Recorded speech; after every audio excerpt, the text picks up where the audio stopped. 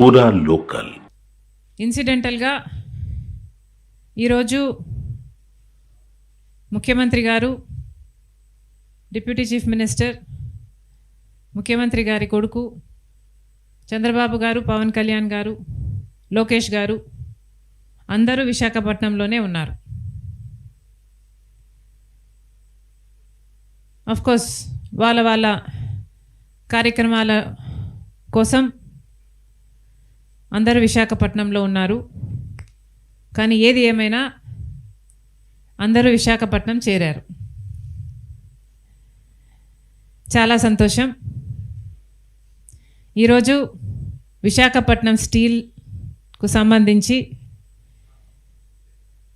ఆ కార్మికుల్లో అయితేనేమి, రాష్ట్ర ప్రజల్లో అయితేనేమి, ప్రతిపక్షాలలో అయితేనేమి విశాఖ స్టీలు భవిష్యత్తు గురించి చాలా భయాలున్నాయి. ఇటీవల కాలంలోనే 44 పనుల కోసం EOI expression of interest invite చేస్తూ ఒక ప్రకటన విడుదలయ్యింది. అంటే ఇది వరకు కార్మికులు చేస్తున్న పనులను ఇప్పుడు విశాఖపట్నం స్టీలు కాంట్రాక్ట్ బేసిస్ మీద ఇయ్యబోతుంది. అంటే 34,000 ఒకప్పుడు రాజశేఖర రెడ్డి గారు ముఖ్యమంత్రిగా ఉన్నప్పుడు 35,000 మంది కార్మికులతో విశాఖపట్నం స్టీలు ఫుల్ కెపాసిటీలో, అంటే 3 మిలియన్ టన్నుల ఉన్న ప్లాంట్ని కెపాసిటీని రాజశేఖర రెడ్డి గారు 7 మిలియన్ టన్నుల వరకు తీసుకువెళ్ళారు.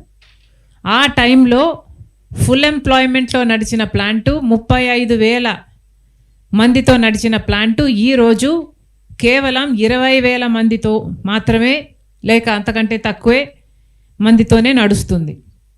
ఇప్పుడు దీనివల్ల ఆ 20,000 మందికి కూడా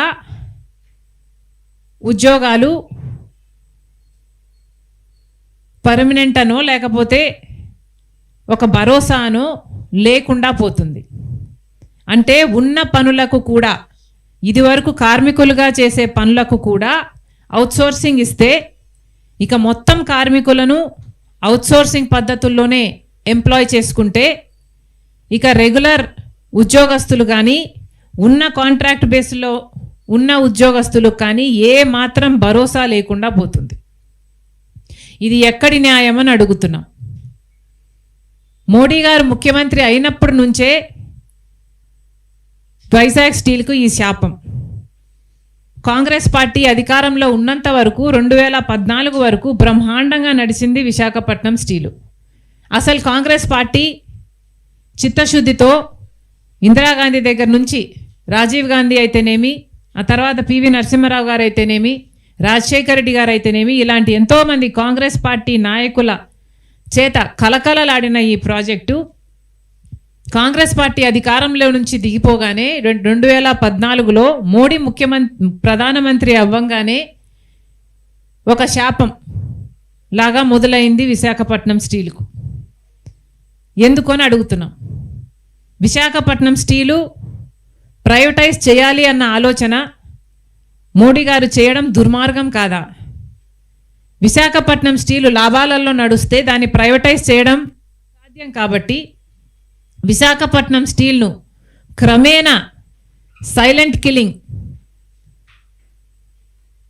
చేస్తూ మోడీ గారు ఈ రోజు వరకు కూడా విశాఖపట్నం స్టీల్కు సంబంధించి ఒక్క రకంగా ఆదుకోకపోగా ప్రతి విషయంలోనూ విశాఖపట్నం స్టీలుకు అన్యాయమే చేశారు. అసలు రాజశేఖర రెడ్డి గారు ఉన్నప్పుడు ఒకప్పుడు విశాఖపట్నం స్టీలుకు లోటు కలిగితే 2,000 కోట్లు రాజశేఖర రెడ్డి గారు దానికి సహాయం చేయడమే కాకుండా, కాంగ్రెస్ పార్టీ దానికి సహాయం చేయడమే కాకుండా 4,000 మందికి ఉద్యోగాలను కూడా కల్పించారు.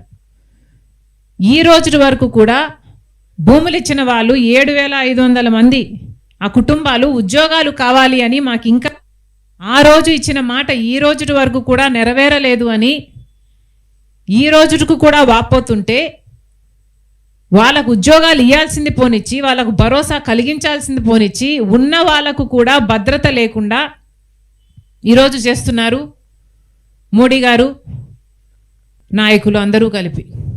ఇది ఎక్కడి న్యాయం అని అడుగుతున్నాం. Operation silent killing